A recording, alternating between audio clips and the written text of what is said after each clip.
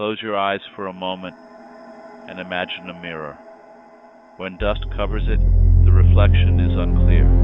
This dust is the ego, the chatter of the mind, the endless need to prove, to control, to separate.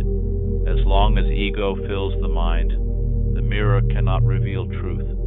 But when the ego dissolves, when the mind grows silent, only pure consciousness remains. And then the mirror shines, clear, untouched, radiant. In that clarity, the true creator is reflected. The universe is nothing but a mirror of the creator. The creator creates this universe and watches himself through it, like a mirror. This is the hidden secret. The creator needs creation to reflect himself, and without the creator, there is no creation at all. Every joy and sorrow, every success and failure are not accidents, they are reflections. The creator, watching himself in infinite forms. What appears separate is only Maya, the illusion of division. But in pure consciousness, no division exists. Creation itself begins to feel lighter, subtler, almost transparent. You realize that all forms, people, trees, rivers, stars, are not separate, but expressions of the same one. The mirror no longer reflects fragments. It reflects only the creator, endlessly, in infinite shapes.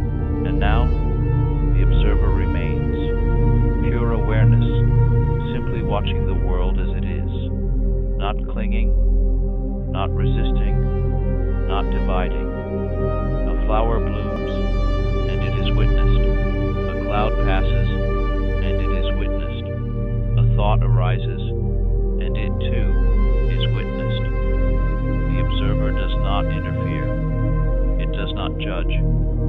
It simply reflects perfectly, like a spotless mirror. When you rest as this observer, you realize the world has always been whole. Separation never existed, except in the restless mind. In reality, there is only unity. Creation itself begins to feel lighter, subtler, almost transparent.